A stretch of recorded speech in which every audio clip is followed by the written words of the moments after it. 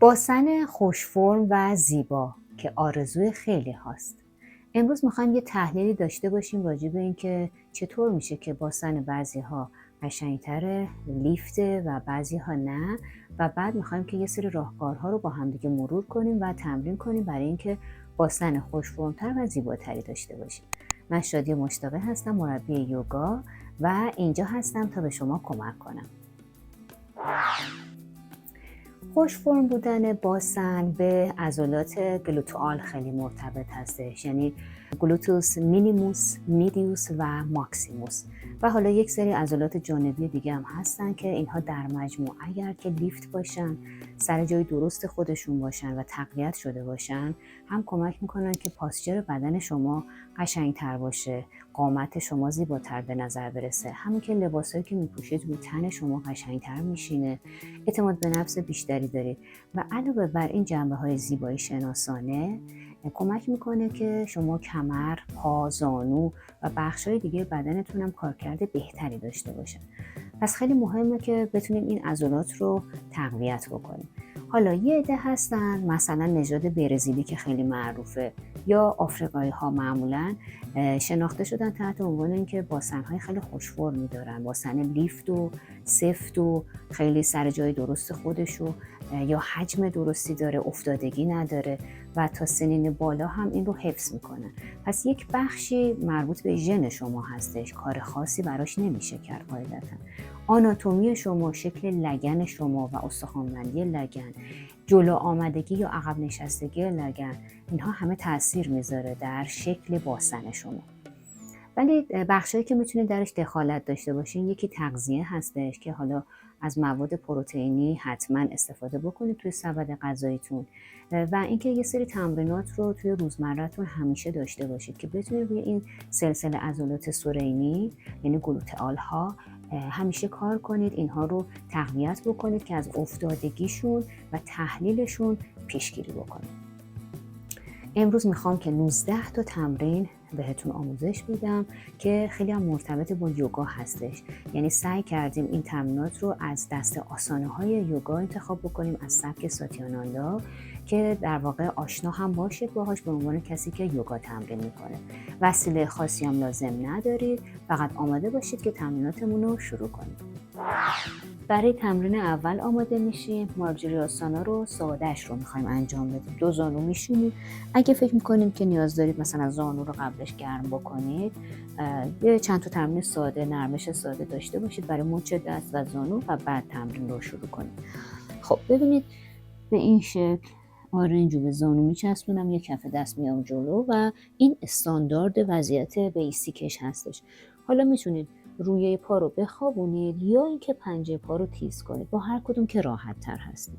قشنگ انگشتا رو باز میکنید و بعد شروع میکنید. ببینید سر و لگن رو با دم تیک میزنم به طرف سقف، پشتم یه مقدار حالت مقعر میشه و بعد از انتهای ستون مهره ها پشتم رو گرد میکنم. با من انجام بدید. دم، بازدم. شکمتون ول نشه، شکم رو در تمام طول تمرین نگه میدارید. دم، بازدم. دم و بازدم ها از بینی انجام میشه. دم، بازدم. دم، بازدم. دم، بازدم. مرسی. آروم آروم برمیگردید و بعدش میتونید یه کوچولو مچ رو بتکنید که فشار از روی مچتون برداشته بشه. مجددا میخوایم مارجری رو انجام بدیم ولی تنوع داره. دوباره میرم تو وضعیت. خب میخوام حالا شروع کنید باهاش بچرخید. ببینید قشنگ میخوام لگن رو وقتی که داری دایره میزنی به سمت عقب قشنگ بکشی. ببین کشش بدی که روی اون سرینی ها گلوتوس مینیموس، مدیوس و ماکسیموس حد اکثر تاثیر رو بگذارید. 5 تا دایره از راست و بعد 5 تا دایره هم از چپ. خیلی نرم و آرام انجام بدید. شکم رو ول نمی کنید. نفس میکشید.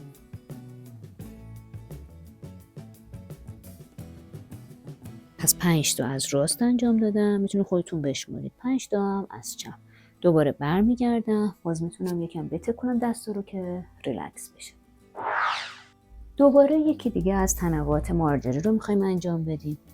به این شکل میایم و حالا میخوایم جلو عقب حرکت بکنیم به جای چرخشی. ببین آرام آرام میام تا جایی که به مچم فشار نیاد و بعد اینجا خیلی مهمه. ببینید دارم خودم کمک میکنم باسن رو به عقب قشنگ میکشم و انگار که میخوام باسن رو روی پاشنه بذارم اما نمیذارم، یعنی تا نزدیکش میرم اما قرار نمیدم که میتونه بسیار روی تقویت عضلات باسن تاثیر بگذاره. میبینید به این شکل اگه باسن رو بخوابونید روی پا اون تاثیر رو نخواهد داشت نسبت به وقتی که نزدیکش میاری و کمی هم نگه میداری. حتی ممکنه لرزش توی عضلاتتون احساس کنید. شکم رو ول نمی کنیم که گودی کمر تشدید نشه. مرسی. دم و بازدم. یه دور دیگه با هم انجام میدیم. دم و بازدم. مرسی. حالا از همینجا دیگه برمیگردیم و ریلکس میکنیم. توی این تمرین هم بیشتر رو بخش جانبی داریم تاثیر میذاریم، چون باسن فقط شامل قسمت پشت باسن نمیشه دیگه. این کناره هاش هم خیلی مهمه که گودی نداشته باشه، فرو رفتگی نداشته باشه، کروش قشنگ یک دست باشه. حالا این تمرین در این زمینه خیلی بهتون کمک میکنه. مثل یه گربه‌ای که داره از بغل به دمش نگاه میکنه، میخوایم تو مارجری این کار رو بکنیم. ببینید حالا من از چپ شروع میکنم که اول ببینید وضعیت رو. پس سر رو و باسن رو از بغل به طرف هم میاریم و بعد برمیگردیم دوباره. حالا سمت دیگه انگار میخوای از بغل دومتو نگاه کنی. یه گربه‌ای هستی که داری از بغل تیک میزنی که اینو ببینیش. دم بازدم، دم بازدم. شکم ول نشه. دم گردن در امتداد ستون مهره. دم بازدم. یه دور دیگه. دم بازدم، دم و بازدم. حالا آروم آروم برمیگردیم میته کنیم. افرادی که سگ دارید یا دیده باشید، اگه مثلا این ور اون ور، میدونید که سگ ها وقتی میخوان ادرار کنن یه پاشون رو از بغل میارن بالا و بعد ادرار رو انجام میدن. این حرکت دقیقاً تقلیدی از همین حرکت سگ ها هستش. بریم انجامش بدیم. خیلی هم تمرین خوبیه. حتی دوستانی که اهل فیتنس هستن تمرینی مشابه این رو زیاد انجام میدن. ببین حالا چی کار میکنیم؟ بدون اینکه اون راستای تخته پشتمون منحرف بشه یا لگن خیلی کج بشه، پا رو از بغل میاری بالا. پس سعی میکنم اینجوری کج نشم. این خیلی مهمه. بعد برش میگردونم. حالا پای راستو میبرم. به تناوب میریم که راحت تر باشه. میتونید مثلا تک پا چند تا با یه پا برید و بعد چند تا با پای دیگه، ولی وقتی که اینجوری به تناوب دارین کار میکنید خیلی بهتون فشار نمیاد. میبینید که چقدر خوب دارید روی سرینی ها تاثیر میذارید. خیلی از آسانه های یوگا از حیوانات اقتباس شده. خب ادامه بدید. یه دور دیگه با هم انجام میدیم. حتی ممکنه یه درد ورزشی، دردی مثل آمپول مانند رو الان توی قسمت سرینیتون تجربه کنید که خیلی هم خوب هستش. بتکونید و استراحت.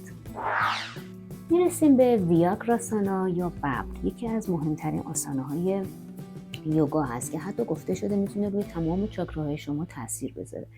ولی ما اینجا اون چیزی که مد نظرمونه همین بحث عضلات سرینی هستش. خیلی تاثیر میذاره توی لیفت باسن. اونایی که افتادگی باسن دارن این تمرین خیلی به دردشون میخوره. خب ببین الان دوباره میرم مثل وضعیت مارجری قرار میگیرم. حالا در شروع چیکار میکنم؟ برای این تمرین بهتره که پنجه پا رو تیز کنید. به تجربه به من ثابت شده که اینجوری میتونید بهتر تعادلتون رو حفظ کنید. ببین برای شروع میخوام پا رو پای راست رو خم کنید توی شکم، سرتون رو یکم بهش نزدیک کنید. بعد پا رو میکشم عقب، قشنگ صاف میکنم. سر و پا رو به این شکل انگار میخوام به هم نشون بدم. دقت کنید که بعدن اینجوری کج نشه. خب بعد دوباره از همونجا میام تو شکم.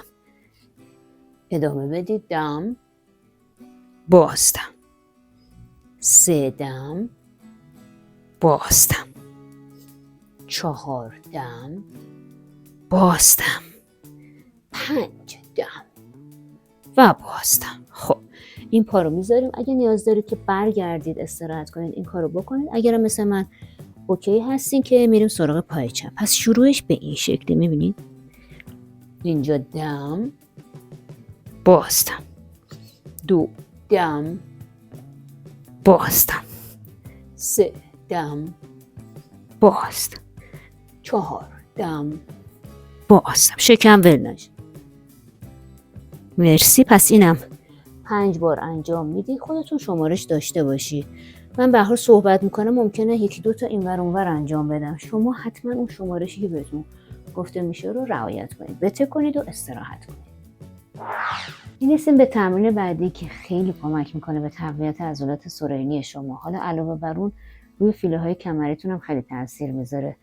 حالا تو سبک ساتیاناندا ما بهش میگیم کانداراسانا. ممکنه تو سبک‌های دیگه تحت عناوین دیگه این رو بشناسید. ببینید میخوابم، پاهامو در حدی که زانوم اجازه میده پاشنه ها رو به لگن نزدیک میکنم. کف دستا و کف پاها رو زمینه. نکته مهم این تمرین اینه که درسته که کف دست و کف پا رو زمینه، اما وقتی میخوای لگن رو لیفت کنی اصلا به اینا نباید فشار بیاری و همین باعث تقویت سرینی میشه. یعنی شما با اتکا به خود اون گلوتئال ها، عضلات سرینی میخوام که لگن رو بلند کنی، پس یه انقباضی باید ایجاد بکنید. یعنی اگه دستتون رو جدا کنید لگن نباید بیفته. الان با هم انجام میدیم. پس ببینید به این شکل لگن رو لیفت کردم. میبینید دستمو که جدا کردم لگن من نیامد پایین. این یعنی که درست رفتم تو تمرین و از خود عضلات سرینی کمک گرفتم. یه چند تا نفس بمونید. اگه پریودید، اگه تنگی کانال نخاعی دارید زودتر برگردید. زانوهاتون باز نشه. قشنگ اون امتدادش رو نگه داشته. بعد مهره به مهره برمیگردیم. یه دور دیگه با هم اجرا میکنیم. پس اینو تست کنید. ببین اصلا نباید فشار روی دست و پا باشه. از خود سرینی کمک گرفتی و میتونی دستت هم حتی بذاری ببینی کجاها الان در انقباض هستش. مهره به مهره از بالا میخوابونم. میخوام یه راند دیگه هم انجام بدیم. دوباره میریم بالا. حتی میتونید این دور دستتون رو قلاب بکنید که میزان لیفت رو به حد اکثر خودش برسونید. البته از این پیشرفته تر هم داریم، ولی چون اینجا همه افراد شرکت میکنن، از ویدیوها استفاده میکنن، ما دیگه پیشرفته ترش رو اینجا نمایش نمیدیم. خب برمیگردیم. حتما بعدش یه کوچولو گهواره بزنید، چون تمرین بعدی هم یکی دیگه از وریشن های کانداراسان هست. یکم میخوایم که به نوعی خم به جلو رو بعدش داشته باشیم به عنوان کانتر پوز که تمرین بعد رو راحت تر اجرا کنید. دوستانی که اهل فیتنس و بدنسازی هستین معمولا کانداراسان رو اینجوری اجرا میکنید که اینم خیلی خوبه، داینامیک هستش. حالا چجوری انجامش میدم؟ بازم حواستون هست که به دست و پا وزن رو تحمیل نکنید. ببین وقتی که میام بالا میام تا نزدیک زمین، دوباره میام بالا نزدیک زمین، دم بازدم، رو زمین نذار. آفرین، ادامه بده. خیلی خوب به تقویت عضلات سرینیتون دارید کمک میکنید. آفرین. شکمت ول نشه، باد نکنه، نگهش دار، کورتو قشنگ حفظ کن. مرسی، کافیه. و حتما بعدش دوباره گهواره بزنید که رها بشه اون فیله های کمری، گودی کمر استراحت کنه. قبل از اینکه بریم سراغ این تمرین براتون لینک پلیلیست تمام ویدیوهای تناسب اندام رو میگذاریم توی همین دیسکریپشن که بتونید ازشون استفاده بکنید. خب این تمرین هم باز یکی دیگه از وریشن های همین کانداراسانه. یکم ممکنه سنگین باشه برای افرادی که حالا محدودیتی توی کمر و پا دارن. پس اگه که محدودیت دارین با احتیاط انجام بدید که به کمر فشار نیاد. ببین این دفعه میخوام مثل حالت اون پای سیاتیکی که نخ و سوزن هست، این قوزک خارجی پای راست رو بذارم روی ران پای چپم و بعد برم تو تمرین. اینجا سطح اتکاتون دیگه خیلی کم شده، یعنی باید خیلی از سرینیتون کمک بگیرید. ببین به این شکل میرم، برمیگردم تا نزدیک زمین. 2 3 شکم ول نشه، 4 5 رو یه ذره نگه دار. آفرین. و آروم برمیگردی. حالا جای پا رو عوض کن. 1 2 3 4 5 رو نگه دار. آفرین. نفس بکش و برمیگردیم، بلا فاصله میریم سراغ کانترپوزش. قشنگ گهواره بزنید، رها کنید. حتی میتونید به این شکل آروم دایره بزنید دو جهت که استراحت لازم رو داشته باشید. میرسیم به تمرین هپی چایلد یا کودک شاد که حالا این تمرین علاوه بر این که خودش کانترپوزی هست بر تمرینات قبلیمون، خیلی خوب میتونه رو فضای لگن شما کار کنه. فضای لگن رو باز میکنه، انرژی های لگن رو سیال میکنه، پس خیلی متمرکز هستش بر فضای لگن. به این شکل انجام میدیم که ساق عمود بر ران قرار میگیره، دست رو از داخل میاریم. اگه دستتون میرسه لبه خارجی کف پا رو بگیرید، یکم روی ران رو آروم، نه تهاجمی، خیلی آروم به زمین نزدیک کنید. ببینید چقدر خوب داره فضای لگن باز میشه. بعد شروع میکنید غلط زدن، خیلی آرام به راست و چپ غلط میزنید مثل یک کودک شاد. حتی میتونید قهقه هم بزنید. خیلی خوبه، آفرین. بعد میبینید که خندتون واقعی میشه. ممکنه اولش خندتون واقعی نباشه، ولی انگار که مغزتون رو گول میزنید و فرمان شادی رو صادر میکنید. خب مرسی، استراحت. میرسیم به تمرین بعدی که باز خیلی میتونه روی کرو کنار بازدن شما تاثیر بذاره. بغل پاتون رو خیلی خوب اصلاح میکنه. میتونید پای زیری رو خم نگه دارید که به کمر خیلی فشار نیاد. دستتون رو میذارید این جلو که تعادلتون رو حفظ کنید. بعد ببینید بعضیا به اشتباه فکر میکنن هرچی پا رو بالا بیارن خیلی بهتره، ولی شما باید حد نگه دارید. یعنی تا جایی که لگن نچرخیده به عقب میشه حد شما، اینو رعایت کنید. مثلا برای من همین حدود است. بالاتر برم میبینید لگنم چرخید، اشتباه میشه.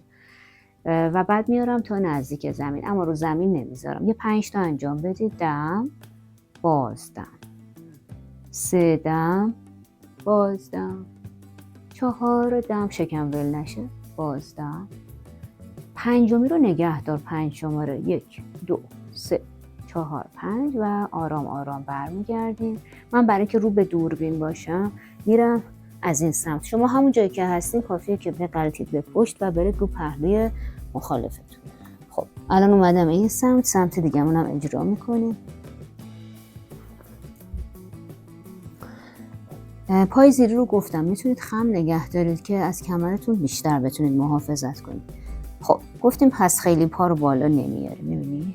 بازدم، 2 بازدم، شکم ول نشه، 3 دم، بازدم، 4 دم، بازدم. قشنگ یه درد آمپولی رو احتمالاً دارید این محدوده حس میکنید. نگهدار، 2 3 4 و 5. حالا آروم آروم برمیگردیم و استراحت. اگه نیاز دارید که ماساژ بدید این ناحیه رو، حتما این کارو بکنید که اون دردش کاهش پیدا کنه. میرسیم به تمرین آردار شالواسان یا نیم ملخ که یکی از بهترین تمرینات برای لیفت باسن هستش. رو به شکم قرار میگیره. کسایی که تنگی کانال نخاعی دارید، وقتی که رو به شکم قرار میگیرید، کلا کسایی که کمر درد دارید، حتما یه پتو تا شده زیر شکمتون قرار بدید. حالا ما اصلا برای شما کمردردی های عزیزمون لینک مخصوص خودتون رو قرار میدیم که تمرین داشته باشید. خب پس حتما اینو رعایت کنید کمردردی ها. بعد دوستانی هم که تنگی کانال نخاعی دارید، این تمرینات این مدلی که خم به عقب هست رو با احتیاط انجام بدید. باز لینک اختصاصی خود شما رو اینجا براتون میگذاریم، بچه که تنگی کانال دارید که تمرین داشته باشید. خب ببینید برای این تمرین دستتون رو لازم نیست مشت کنید. من دیدم مثلا یه سری همکارا، حالا شاید تو سبکای دیگه هستش، دست رو مشت میکنن. نه، مشت نکنید، چون ممکنه که به تختانها و اون ضمائم مربوط به اون توی ناحیه لگن فشار بیش از حدی وارد بشه. شما کافیه که کف دستتون رو ببینید به این شکل اینجا قرار بدید، طوری که شستتون بیاد روی خط تناسلی قرار بگیره و کف دستتون هم جلوی رانتون، همون محدوده که الیسواز هستش دیگه، همون حدودا میشه. خب پس دو تا دست رو به این شکل قرار میدین. اگرم دست درد دارین نمیتونی این کارو بکنید، یه پتوی چیزی زیر این ناحیه حتما قرار میدین. بعد انگار که میخوای زمین رو ببوسی، یعنی جلوی دهان و چانه رو میذاری روی زمین. خب حالا از پای چپ شروع میکنیم که اول کلون بالا رونده روده رو تحریک کنیم. ببین پای چپ هم رو اول رو زمین میکشم، بعد صاف میارم بالا، یعنی این غلطه، زانوت نمیخوام خم بشه. بعد دوباره میاری تا نزدیک زمین، بالا ببر نزدیک زمین. 3 4. خب پنجمی رو نگه دار. 2 3 4 5. حالا آروم آروم برمیگردی، پا رو رها میکنی و آماده میشیم برای سمت دیگه. پای راست رو بکش. 1 2 3 4. پنجمی رو نگه دار. 2 3 4 و 5. مرسی. میریم برای استراحت. باشین رها کنی خودتون رو، استراحت کنی. تمرین بعدی شالاباسانه، یعنی ملخ کامل، که باز برای دوستانی که تنگی کانر دارن، کمر درد دارن توصیه نمیشه. شما میتونید همون آردار شالاباسان رو تکرار کنید. چیکار میکنیم؟ دوباره دستمون رو همون جای قبلی میذاریم، ولی این دفعه جفت پا، یعنی پا قشنگ کنار همه، جفت پا رو با هم میکشیم و بلند میکنیم. لازم نیست خیلی لیفت بشه، ولی بعضیا که خیلی بدنهای منعطفی دارن حتی ممکنه پاشون از این ور بیاد. شاید دیده باشید تو مسابقاتی که برگزار میشه. من حقیقتا نمیتونم، یعنی من در همین حد میتونم پا رو بیارم بالا. شما هم به حد بدن توجه کنید. میتونید چند تا نفس بمونید و بعد رها میکنید. وقتی که تو تمرین هستین توجه کنید که چقدر این محدوده سرینی خودش در واقع منقبض میشه توی وضعیت. یکی از بهترین تمرینات برای لیفت باسن. دوباره رها میکنیم و یه دور دیگه. جلوی چانه رو فشرده کن به زمین. مرسی و استراحت میکنیم. میخوایم بریم به تمرین شاشانگ، سوپت شاشانگ، خرگوش خفته، که اتفاقا میتونه خودش یه کانترپوز خوبی هم باشه برای این تمریناتی که الان داشتیم. خیلی مهمه که شما بعد از خم به عقب ها حتما خم به جلو داشته باشید و خوبه که در این حال برای لگنتون و باسنتون هم مناسب باشه که این شاشانگ دقیقاً به همین درد میخوره. خب ببین چیکار میکنم. دو تا دستمو میذارم کنار سینه، بلند میشم، بعد زانوها رو هم به این شکل از هم باز میکنم که به شکمم فضا بدم و بعد میخوابم. دقیقاً خرگوش خفته. میبینید خرگوش اگه داشته باشین یا دیده باشین دقیقاً همین وضعیت رو داره. حالا شروع کنید تنفس شکمی. قشنگ تنفستون شکمی باشه، با دم شکم پر، با بازدم نافتون شل. لطفاً دم و بازدم از بینی انجام بشه، یعنی دهان بسته. عضلات کمر رو کاملا شل کنید در رهایی کامل. لگنتون رو پاتون باشه. ببین نباید بلند شه، این غلطه. اگه لگنت اینجوریه یعنی لازم داری که یه چیزی زیر پیشونیت بذاری که لگن بتونه قشنگ بخوابه رو پا. نفس بکش. اونایی هم که سرگیجه میگیرید سرتون میفته حتما بالش بذارید. خب کافیه بچه ها. حالا آروم آروم بلند میشیم و میشینیم. میرسیم به تمرین بعدی که باز خیلی برای فضای لگن عالی هستش. حتی مثلا گفته شده برای اونایی هم که یبوست دارن خوبه. حالا ما اتفاقا اینجا براتون ویدیو مخصوص دوستانی که یبوست دارن رو میگذاریم که تمرین خودتون رو داشته باشید حتما. خب ببینید به این شکل حالت چون باطمه میشینید، یه ذره پاهاتون باز باشه. اگر که حالا زانو دردی باشین که خب نمیتونید بدون وسیله، مجبور میشید یه چیزی زیر لگن بذارید دیگه که به زانو فشار نیاد. و اینکه بعضیا وقتی اینجوری میشینن پاشنه‌شون میپره بالا، باز اینم بعد زیرشو با یه حوله چیزی حتما پر کنید. حالا دستتون رو به این شکل قرار میدین، پاها رو هول میدین، قشنگ فضای لگن میبینید چقدر خوب داره باز میشه و نماسته بمونید. نفس شکمی داریم، شانه رها، با دم شکم پر میشه میاد جلو، با بازدم نافتون یکم میره داخل، ضربه نزنید. در رهایی کامل تمرین رو انجام بدید. مرسی. چند تا نفس دیگه با هم میمونیم. لگن کاملا سنگینه، انگار یه گوی سربی افتاده ته لگنتون. اینجوری تجسم بکنید که به رهایی لگنتون هم کمک کنید. بسیار عالی و استراحت. رسیم به یکی از معروفترین تمرینات برای سرینی ها که حالا از سری تمریناتی هم هست که برای دوستانی که مشکل سیاتیک ندارن اما میخوان پیشگیری کنن از درد سیاتیک توصیه میشه، ولی خیلی از همکارا به اشتباه اینو جز تمرینات درمانی سیاتیک میان ارائه میدن. دقت داشته باشید که تمرینات درمانی سیاتیک با تمرینات پیشگیری کننده یه جاهای تفاوت داره.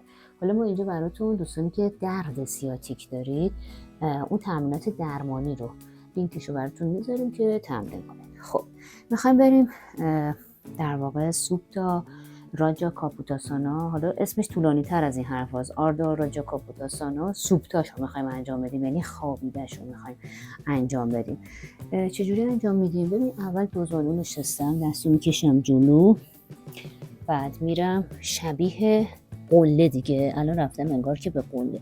بعد پای راست رو میکشم بالا به سمت مخالفش، یعنی انگار یه دوری داری میگیری و بعد اینو به این شکل میاری جلو. سعی میکنی که ساق پات قشنگ به موازات لبه جلوی حالا اون متت یا زیراندازت باشه. سعی میکنی قسمت جلوی لگن رو به زمین نزدیک کنی و بعد چون خوابیده هست سوپتا، دست رو قشنگ میکشی میخوابی. اگه لازم داشتی بالش استفاده کن. یه 4-5 تا نفس شکمی بمون، شانه رها. پس اگه تو درد سیاتیک هستین این تمرین رو اصلا انجام ندید. درست شد؟ حتما رعایت کنید. بعد به همون ترتیب که رفتیم تو تمرین برمیگردیم سمت دیگر رو اجرا میکنیم. شکم ول نشه. ببین پا رو میکشم بالا به سمت مخالف، یه دوری میگیرم و بعد میارم جلو و به این شکل قشنگ میخوابم. نفس میکشی، تنفس شکمی داری، با دم شکم پر، با بازدم شل کن نافتون. پس بچه‌ها دقت داشته باشید این جزء آسانه‌های پیشرفته هست. اگه مبتدی هستین اینو انجام نمیدید به هیچ وجه. خب دوباره برمیگردیم و استراحت میکنیم. خب میرسیم به تمرین بعدی که اوتکات یا صندلی هستش، که باز دوستانی که مثلا اهل بدنسازی و فیتنس و اینا هستین شبیه اینو دارین دیگه، اسکوات بهش میگین. منتها تفاوت اوتکات ما که سبک ساتیاناندا هستیم با اون چیزی که شما مثلا تو سبک آینگر دارین یا بچه فیتنس دارین اینه که ما خم نمیشیم جلو. ببینید ما صاف میاییم پایین، پاها رو عرض لگن باز میکنید، بیشترم وزن رو روی پاشنه بندازید که به زانو فشار نیاد و میبینید به این شکل صاف دارم میام پایین و کاملا دارین روی سوره نی هم علاوه بر سایر عضلات مثلا رانتون تاثیر میذارید. اون عضلات 4 سر رانتون هم درگیر قطعا، ولی سوره نی ها هم درگیر هستن. بعد برمیگردیم بالا، یکم استراحت میکنیم، دوباره میریم تو تمرین. حالا هر بار اگه میتونید یکم بیشتر بیاین پایین، اگر که زانوتون این فرصت رو به شما میده، این امکان رو اگه دارید میتونید که بیشتر بیاین پایین. یه دور دیگه میام، شکم رو ول نمیکنم، نگه میدارم. حتی میتونم که دستم رو به این شکل ببرم بالا و بیام پایین و حتی میتونم از آجر بین دوتا رانم استفاده کنم، اون آجر بین رانها رو فشار بدم. یعنی کسایی که هنوز دچار چرخش میشن موقعی که میان پایین میتونن که از وسیله هم کمک بگیرن. تمرین بعدی اوتاناسانا هست. باز ما اوتاناسانا رو مثلا تو سبک آینگر یه جور دیگه داریم، تو سبک ساتیاناندا این شکلیه. این تمرین رو هم باز شبیه شد توی فیتنس و بدنسازی دوستان تمرین میکنن ولی باز خم میشن جلو، ولی ما اینجا خم نمیشیم جلو. ببینید باز صاف میایم پایین. پس دستتون رو به این شکل جلوی بدن میگیرید، قلاب میکنید، پاهاتون رو میتونید 2 تا عرض لگن باز کنید و پنجه هاتون به طرفینه. بیشترم وزن رو انداختین روی کجا؟ پاشنه. خب این دستی که قلاب صاف میای پایین، زانو داره در امتداد پنجه باز میشه، قشنگ پشتتون صافه. باز هر چقدر در توانتونه بمونید و شکم رو ول نمی‌کنیم که بودی کمرمون تشدید نشه. یه دور دیگه، هر دور اگه میتونید یکم بیشتر بیاین پایین، اما تقلب نکنید که برید جلو. گفتم ما صاف میایم پایین، پشت کامل صافه، عین آسانسور. یه دور دیگه انجام میدیم، نفس جاریه، کم کم گرمتون میشه، ضربان قلب تشدید میشه. باز هم روی 4 سر ران به ویژه رکتوس فموریس دارین کار میکنین، هم سورینی هاتون هم درگیر هستن. استراحت. تمرین بعدی یکی از تعادلی ها هستش که به خاطر پوزی که داره دقیقا روی سورینی هم تاثیر میذاره. تمرین ناتاراج آسانا که حالا رقاصه بهش میگن، فرشته هم میگن. ببینید من میخوام قشنگ 3 تا نقطه کف پاتون، یعنی توپی زیر شست، توپی زیر انگشت کوچیک و پاشنه، اینا رو پیدا کنید و بیشترم روی پاشنه. وزنتون رو بندازید رو پای چپ، بعد پای راستتون رو میارید نوک پنجه، از عقب اینو گرفتم. درسته 2 تا زانوم قشنگ کنار همه، یعنی اینجوری از هم باز نمیشه، جلو عقب نمیره. اگه زانو دردی هستی از وسیله کمک بگیرید. دست چپمو میبرم بالا، میتونم 60 و اشاره رو هم به هم دیگه بچسبونم و بعد به این شکل میام جلو. حالا در حد توانم نگاه هم به همین اتصال 60 و اشاره هستش. ببینید چقدر خوب الان روی سورنی هم داری تاثیر میذاری. حالا علاوه بر فواید دیگه‌ای که تمرینات تعادلی داره، نفساتون رو بشمارید، یکم استراحت کنید و سمت دیگه هم به همون مقدار بمونید. روی پاشنه بیشتر میندازم، وزنو گرفتم، پا رو دستم میره بالا، مدرامم گرفتم به دستم و به این شکل میام، نگاهم مستقیمه، شکم ول نشه، نفس بکشید. انقباض سورینی رو الان خودتون حس میکنید و همسترینگ پشت رانتونم به همین شکل. خب میریم برای استراحت و براتون 2 تا تمرین عالی هم داریم. یکی افزایش قد بعد از سن رشد و یکی هم لیفت و افزایش سایز سینه. شاد باشید.